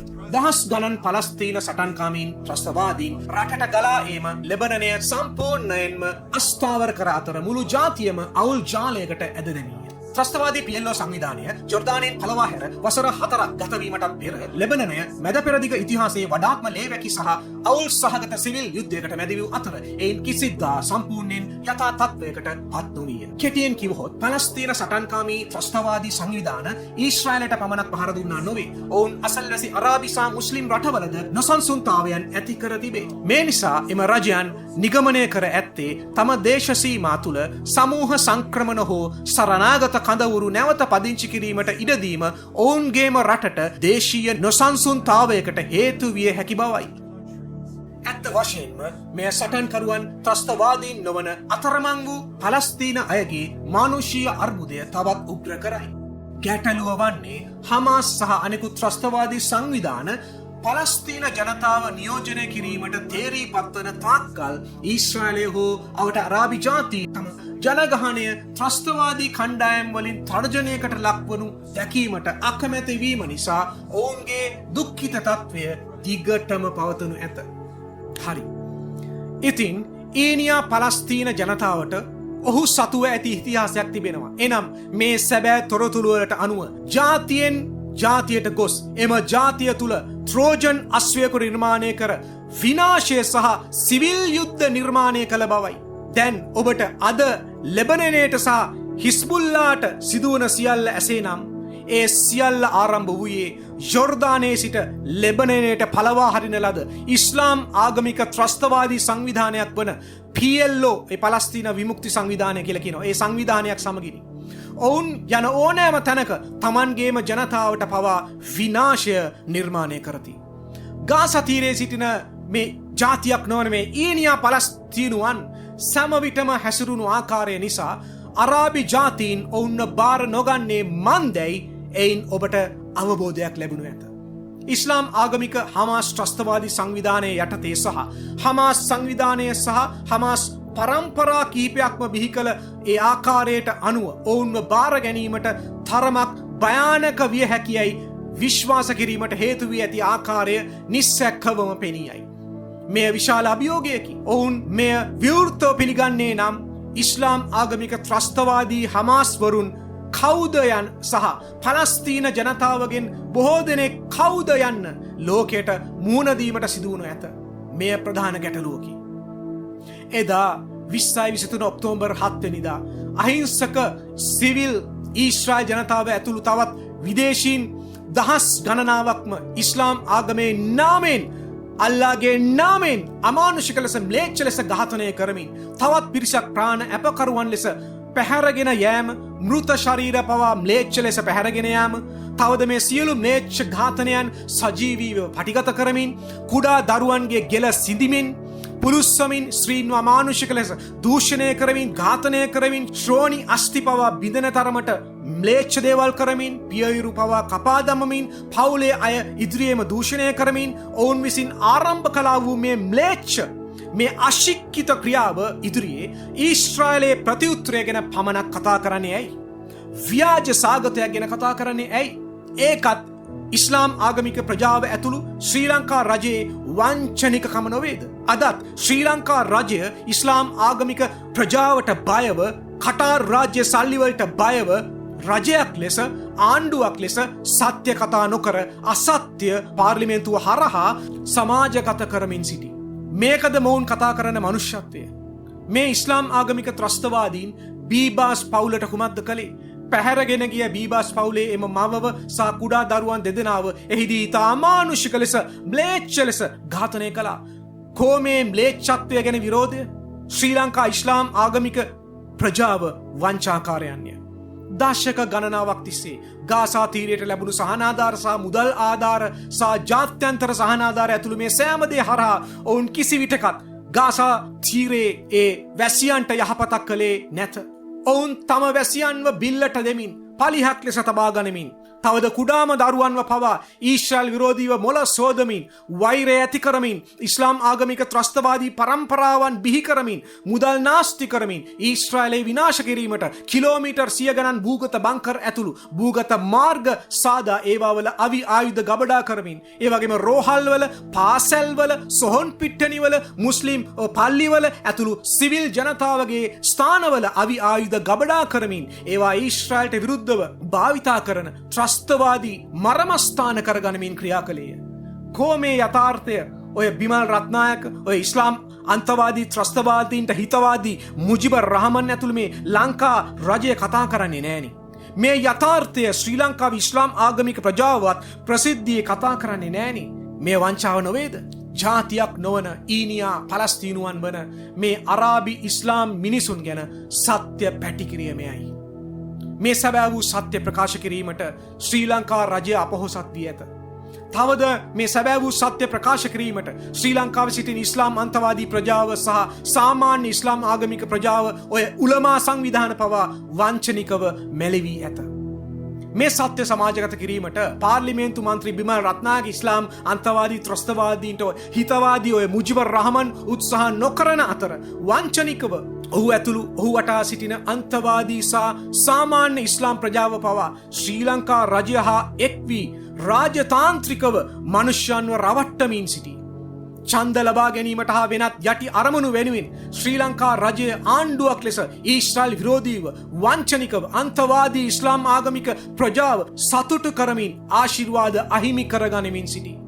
ශ්‍රී ලංකාවේ සිටින ඉස්ලාම් ආගමික ප්‍රජාවගේ උවමනාවට, ශ්‍රී ලංකාවේ සිටින ඉස්ලාම් ආගමික අන්තවාදී ප්‍රජාවගේ උවමනාවට වංචාකාර ඡන්ද පෙරේතකම වෙනුවෙන් කටාර් රාජ්‍ය හා වෙනත් ඉස්ලාම් ආගමික අන්තවාදී රටවල් වල මුදල් වලට මුවාවෙන් ශ්‍රී ලංකා රජය මේ ඉතා කාලකන්නි ඉස්ලාම් අන්තවාදී ත්‍රස්තවාදී ස්ත්‍රී දූෂක සදාචාරාත්මක විරෝධී ඊනියා පලස්තීනුවන්ව ශ්‍රී ලංකාවට සරණාගතීන් ලෙස ගෙන ඒමට තැත් කිරීම ඉතා පහත්, නින්දිත, ශ්‍රී ලංකාවේ ස්වෛරීත්වයට හානිකර, ශ්‍රී ලාංකීය ජාතියට ඉතා හානිකර අඥාන පියවරකි. සමස්ත ශ්‍රී ලාංකිකයින් මෙයට විරුද්ධව තරේ මෙයට විරුද්ධ විය යුතුය. දැන් කියන්න බලන්න, ඔය දේශයක් නොවන පලස්තීනයට, ජාතියක් නොවන ඔය ඊනියා පලස්තීනයට තිබෙන මහලුකු ඉතිහාසයක් ගැන, ඔවුන්ට තිබුණු මහලුකු ස්වෛරී රාජ්‍යයක් ගැන කියන්න බලන්න. ඔවුන්ට හිටපු එක රජෙක් ගැන කියන්න බලන්න. පලස්තීන ජාතිය උපතක් හෝ ස්වෛරී ආරම්භයක් ගැන කියන්න බලන්න. 1948ට පෙර ඔවුන්ට හිටපු එකඳු හෝ අගමැති ජනාධිපති හෝ එවැනි නායකයෙක් ගැන කියන්න බලන්න. ඔවුන්ගේ මහලුකු ඉතිහාසයේ පුරාවිද්‍යා කැණීම් හෝ එවැනි වලංගු ප්‍රෞඩ ඉතිහාසයක් ගැන කිසිත් නැත. මෙය මිත්‍යාවකි. පලස්තීන රටක් තිබුණේ නැත. පලස්තීන ජාතියක් සිටියෙත් නැත. පලස්තීන රටක් හෝ ජාතියක් වර්තමානයේත් නැත. පලස්තීන රටක් හෝ ජාතියක් මතු සිටින්න යන්නේත් නැත. මොවුන් ප්‍රධාන ලෙස ඉරාකයෙන්, ඊජිප්තුවෙන් හා ජොර්දානයෙන් පැමිණි ඉස්ලාම් ආගමික අරාබි මනුෂ්‍යයන්ය. ඇයි මේ ප්‍රජාව අරාබි රටවල්ලට ගන්නේ නැත්තේ යන්න ගැන අපි බැලුවා. මා නැවත පවසමි. පලස්තීනය යන පද යෙදුම නැතම් ඒ රෝම අධිරාජ්‍ය දැමු ව්‍යාජ පටබැදීම තුළ පවා 1948ට පෙර නියෝජනය කළේ ඊශ්‍රායල්වරුන්ය එනම් යුදෙව්වන්ය කිසිදු අරාබිකාරයෙක් නොවේ. පලස්තීන දජයක් පසුකාලීනව වංචනිකව සාදාගත් ව්‍යාජ දජයකි. මා ඉතා අගය කරන People's TV YouTube නාලිකාවේ රොයිස්ටන් සහෝදරයා පවසන පරිදි මේ ව්‍යාජ පටමැදි නාමයක් වන පලස්තීනය යන ඊශ්‍රායලය ගැලවූ මේ සරම මේ අරාබි ජාතිකයන් ඒ සරමෙන් අමුඩේ ගහගත්තා. මේ අරාබි ජාතිකයන් කොප්පම්මන වංචාකාරයන්ද. ඉස්ලාම් ආගමිකයන් ඔවුන්ට කිසිසේත් අයිති නැති භූමියකට විටින් විත බලහත්කාරයෙන් පැමිණ ලේවැගිරීම් තුළින් බලහත්කාර ඉස්ලාම් ආගමීකරණය තුළින් පැමිණ ඉඩම් අත්පත් කරගන්න උත්සාහ කරාට ඔවුන්ට ඒ සඳහා කිසිදු සදාචාරාත්මක හෝ ඓතිහාසිකවත් අයිතියක් නැත. අද ඉස්ලාමීය ජනතාව සාවද්‍ය ලෙස චෝදනා කරනවා ඊශ්‍රායලය ඔවුන්ගේ භූමිය අත්පත් කරගෙන සිටින බව. නමුත් ඔවුන්ගේ ම්ලේච්ඡ ක්‍රියාවන් ඔවුන් බලහත්කාරයෙන් ඉස්ලාමීය ආගමික ප්‍රචණ්ඩත්වය ඉතිහාසය පුරා භාවිතා කරමින් ඔවුන්ට අයිති නැති රට රාජ්‍යවල් අල්ලා ගැනීම ගැන කතා නොකරති. ඔබ දන්නවද ඇෆ්ගනිස්තානයේ බෞද්ධ දේශයක්ව තිබුණු අතර එය බලහත්කාරයෙන් ඉස්ලාම් ආගමිකයන් ගත් බව. හින්දු දේශයක්ව තිබුණු ඉන්දුනීසියාව ඉස්ලාම් ආගමිකයන් අත්පත් කරගත්තා. කිතුුණු දේශයක්ව තිබුණු තුර්කිය ඉස්ලාම් ආගමිකයන් ප්‍රචණ්ඩත්වයේ ත්‍රස්තවාදය තුළින් කිතුුණුවන් ඝාතනය කර අත්පත් කරගත්තා. කිතුුණුවන් සිටි සිරියාව අත්පත් කරගත්තා. අදටත් මේ සිරියාව තුළ කිතුුණුවන්ව ම්ලේච්ඡ ලෙස ඝාතනය කරනවා. ඉස්ලාම් ආගමික අන්තවාදීන් ඉස්ලාම් ආගමික ත්‍රස්තවාදීන් කො මේවා ගැන කවුරුත් කතා කරන්නේ නැහෙනි. අද අප්‍රිකානු රටවල්වල නයිජීරියාව කොංගෝ මෙවැනි බොහෝ මේ රටවල්වල ඉස්ලාම් ආගමික අන්තවාදීන් ත්‍රස්තවාදීන් කිතුුණුවන්ව බුරුතු ගණන් සමූල ඝාතනය කරනවා. ඇයි මේවා ගැන කතා කරන්නේ නැත්තේ? මෙවැනි ලෙස බොහෝ දේශයන් ඔවුන් ඉස්ලාම් ආගමික ප්‍රචණ්ඩත්වය තුළින් ඔවුන්ට අත්පත් කරගත්තා. අද මුළු ලෝකයාම යක්ෂයාගේ බොරුවට රැවටී ඇත. තව කාරණාවක් මං අගය කරන යුදෙව්වෙක් හනන්යා නෆ්තාලි එයා කියනවා මෙන්න මෙහෙම දෙයක්. අපි ෂෝෆාර් පිමින්න සාමය සඳහා යාඥා කරන අතරතුර බ්‍රිතාන්‍ය කැනඩාව ඔස්ට්‍රේලියාව සහ පෘතුගාලය වෙනත් දෙයක් සමරීමට තීරණය කර ඇත. ඔවුන් ව්‍යාජ පලස්තීන රාජ්‍යයක් හඳුනාගත්තා පමණි. සාමය හෝ ප්‍රජාතන්ත්‍රවාදය මත නොව රුධිරය හා ඉස්ලාම් ආගමික ත්‍රස්තවාදය මත ගොඩනගා ඇති ව්‍යාජ රාජ්‍යයකි. ඒ වගේම මුලින්ම ඔවුන්ට ස්තුති කරන්නේ කවුද? හමාස්. හමාස් සංවිධානය මෙම පිළිගැනීම හඳුන්වන්නේ ඔවුන්ගේ අරගලයේ ලැබිය යුතු ප්‍රතිඵලයක් ලෙසයි. මම ඒ ඔබට පරිවර්තනය කරමි. ත්‍රස්තවාදය ක්‍රියාත්මක වේ. ප්‍රංශය ඊළඟට පලස්තීනය පිළිගන්නවා. බෙල්ජියමත් එහෙමයි. අපි අපේ මලවුන් භූමිදානය කරන විට අප සමග සිටි බටහිර රටවල් දැන් මිනීමරුවන් සමග අතට අත දෙනවා. මේක රාජ්‍ය තාන්ත්‍රික භාවයක් නොවේ. මේක පාවාදීමක්. දෙවියන් වහන්සේ බලාගෙන ඉන්නවා. ඊශ්‍රායල් ගැන බයිබලි අධ්‍යයනයන් ප්ලේලිස්ට් එකක් තිබෙනවා. මේ ලින්ක්ස් මම ඩිස්ක්‍රිප්ෂන් එකේ දාන්නම්. ඔයගොල්ලෝ බලන්න. ඒ වගේම තව වැදගත් අධ්‍යයනයක් තියෙනවා. සැබෑ කිතුණු ඇදහිල්ල සහ ඉස්ලාම් ආගම ඒ අධ්‍යයනය කොටස් 18කින් පමණ සමන්විත අධ්‍යයන මාලාවක්. කැමති අය ඒකත් බලන්න. ඒ වගේම මේ බිමල් රත්නායක විසින් කරන ඊශ්‍රායල් ගැන අසත්‍ය චෝදනා යන මාතෘකාව යටතේ වීඩියෝවක් අධ්‍යයනයක් කතිකාවක් තියෙන එක බලන්න. right. ලොවපුරා ත්‍රස්තවාදය අන්තවාදය පතුරවන්නේ යුදෙව්වන් නොව ඉස්ලාම් ආගමික අන්තවාදී ප්‍රජාව හා ඊට හුරේ කියන සහචරයන්ය. යුදෙව්වන්ට වෛර කරන්නා මානවවාදියෙක් නොවේ. ඒ පුද්ගලයා මනුෂ්‍යත්වය අගය කරන්නෙක් නොවේ. බොහෝ අය මනුෂ්‍යත්වය ගැන වංචාකාරව කතා කර යුදෙව්වන්ට වෛර කරමින් ඇස්පියාගෙන කන්වසාගෙන සිටී. බොහෝ අය බටහිරෙන් හා යුදෙව්වන්ගෙන් ආශිර්වාද ලබාගෙන වර්ධනය වී අද ඔවුන්ට වෛර කරමින් ඉස්ලාම් අන්තවාදයට රැවටී සිටී. ෆ්‍රී පැලස්ටීන් කියන අය සැබවින්ම වංචාකාරයන්ට රැවටී ඇත. නැතහොත් තවත් අයව වංචාවෙන් රවටමින් සිටින අයයි. ඊශ්‍රායලයේ රටක් ලෙස බිහිවූදා පටන් අද දක්වා සතුරු ආක්‍රමණ නොනැවතුනි. ඊශ්‍රායලයේ ඉතිහාසය සලකා බැලීමේදී දෙවියන් වහන්සේ මෝසෙස් හරහා දේශයට දුන් ව්‍යවස්ථාව අනුව ගිවිසුමට දක්වන කීකරුකම සඳහා පැහැදිලි ආශිර්වාද භුක්ති විඳි කාල පරීක්ෂණ තිබේ. එනම් දාවිත් රජ සහ සලමොන් රජගේ ඒ පාලන සමයේදී ඊශ්‍රායලයේ පෘථිවියේ වඩාත් සමෘද්ධිමත් ජාතීන්ගෙන් එකක් වී තිබීම. එලෙසම ගිවිසුමට අකීකරු වූ සියලු අවස්ථාවලදී ව්‍යවස්ථාවේ සඳහන් අකීකරුකමේ ශාපයන් ලෙස ඊශ්‍රායලයේ අනෙකුත් ජාතීන් විසින් නොකඩවා විනාශ වන්නට ඉඩ හරින ලදී. ඇත්ත වශයෙන්ම බයිබලයේ අනාවැකීමේ පොත් යසායා යරමියා හොෂියා තවත් එවැනි පොත් තිබෙනවා. ඒ මූලික වශයෙන් ඊශ්‍රායලවරුන්ට පසුතැවිලි වීමට හෝ ගිවිසුමේ ශාපවලට ගොදුරු වීම පිළිබඳ ඒව අනාවැකී වන අතර ඒ පොත් ඔවුන් කීකරු වුවහොත් ඔවුන්ට ආශිර්වාද ලැබුණු ඇති බව නිරන්තරයෙන් මතක් කර දෙන ලදී. සැබෑ කිතුනුවෙක් ලෙස අවසානය මා මුල සිටන් දන්නෙමි. අපි කලින්ම කියන්නෙමු බයිබලයට අනුව ඉදිරියේදී රුසියාව, ඉරානය, තුර්කිය, ලිබියාව, ජර්මනිය වගේ රටවල් ඇතුළු තවත් රටවල් කිහිපයක් ඊශ්‍රායල් විනාශ කිරීමට පැමිණෙන අතර ඉදිරියේදී ඊශ්‍රායල් පරාජය වීමට ඉඩ නොදී දෙවියන් වහන්සේම ඒ සතුරන්ව විනාශ කරනසේක. ඔය ව්‍යාජ සාමයක් ගැන කතා කරන අය පුළුවන් නම් ඒක නවත්තන්නකෝ. භෞතික ඊශ්‍රායල් එක්ක දෙවියන් වහන්සේ නැතයි කියන බාලයන් එදාට උත්තර දෙන්නකෝ. තවද ඊශ්‍රායල් ගැන මෙතෙක් ඉෂ්ට නොවූ අනාගත වාක්‍ය බොහෝමයක් බයිබලයේ ලියවී ඇති අතර ඒවා ක්‍රිස්තුස් වහන්සේගේ දෙවැනි පැමිණීම, ඒ යුදෙව්වන් බලාපොරොත්තු ඉන්නා වූ මෙසියස් වහන්සේගේ පැමිණීම හා අනාගතයේ යෙරුසලම කේන්ද්‍ර කොටගත් රාජ්‍ය පාලනයක් ගැනද පවසයි.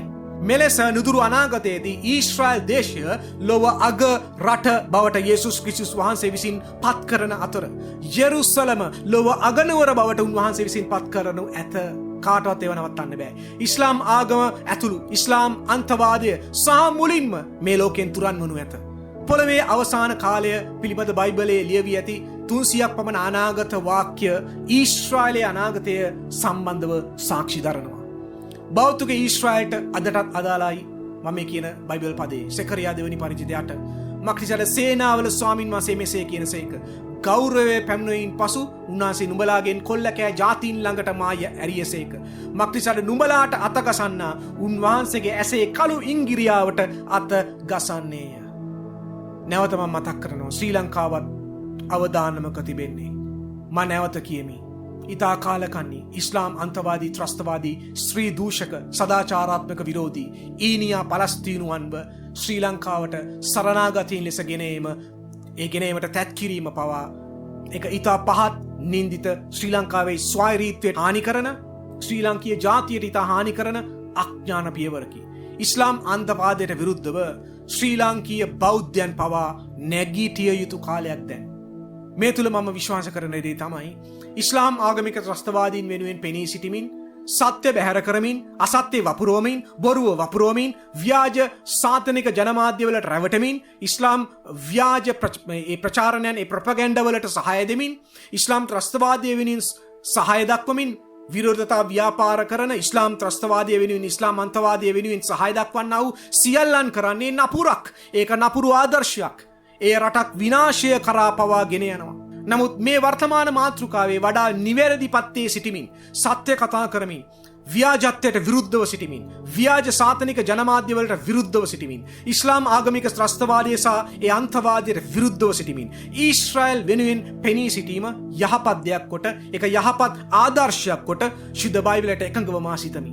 අද ඉස්ලාම් ආගමික අන්තවාදය ලොව විනාශ කරමින්, බටහිර යුරෝපීය රටවල් විනාශ කරමින් සිටිපට ඇස් ඇරලා බලන්න මේක.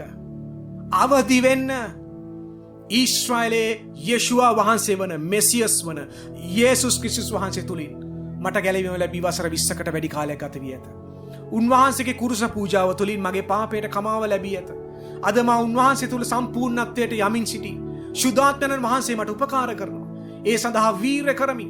සියලු මනුෂ්‍යයන් වෙනුවෙන් උන්වහන්සේ පූජා වූ අතර, මලුන්ගෙන් උත්ථාන වූ අතර ඔබව මාව පාපයෙන් හා සදාකාල නිරයෙන් ගලවන්න ජීවමානව සිටි ඔබටත් ඒ අවස්ථාව ඇත.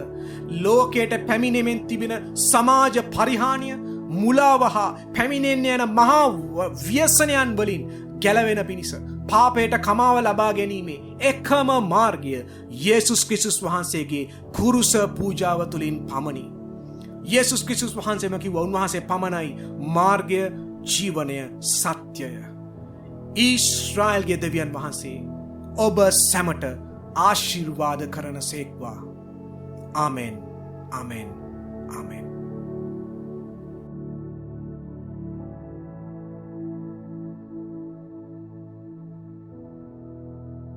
ඔබ මීට කලින් අහලා තිබුණද 1948ට කලින් පලස්තීනෝ කියලා කියන්නේ යුදෙව්වන්ට කියලා. 1948 දී යුදෙව්වන් එකතු වෙලා ඊශ්‍රායලය කියලා රාජ්‍යයක් පිහිටුවා ගත්තට ඔවුන්ගේ ඉතිහාසය අවුරුදු 3000කට වඩා පැරණි.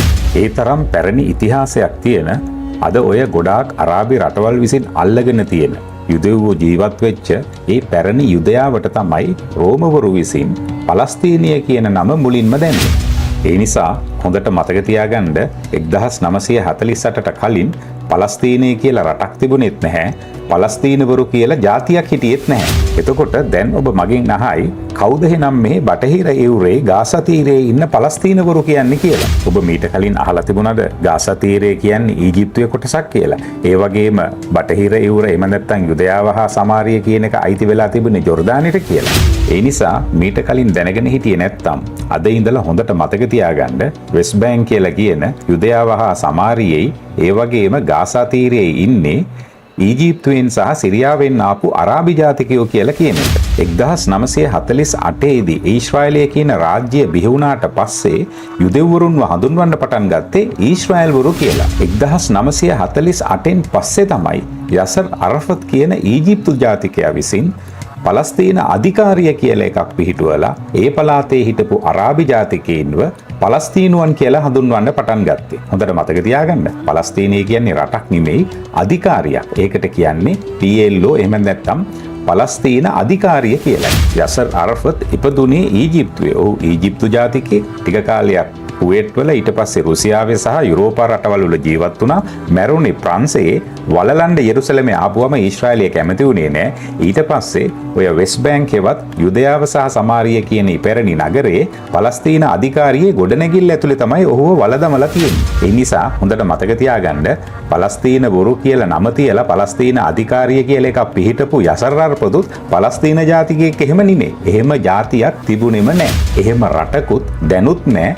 1948ට කලිනුත් තිබිලත් නැහැ. තව ටිකක් පැහැදිලිව ඔබට තේරෙන භාෂාවෙන් කියනවා නම් 1948 දී යුදෙව්වන් ඊශ්‍රායලය කියන රට පිහිටුවලා ටයිකෝට් අඳින්න පටන් ගත්තා. ඔවුන් ඇඳගෙන හිටපු සරම ගලවලා දැම්මා. අන්න ඒ සරමට තමයි අවට හිටපු අරාබිකාරයෝ බැහැලා අද ඉඳලා අපි තමයි පලස්තීනුව කියලා කියන්න පටන් ගත්තේ. සරම ඇඳගත්තා නම් කමක් නැහැ. සරමින් අමුඩයක් ගහගෙන වැද්දෝ වගේ තමයි අද වෙනකොට වැඩ කරන්නේ. ඒ නිසා ඉතිහාසයේ කියන ගා හොඳට දන්න අපිට ඔය පලස්තීනිය කියන කොලේ කඩා පාන්න නම් එන්න එපා. එහෙමනම් දැනට ගිහිල්ලා එන්න.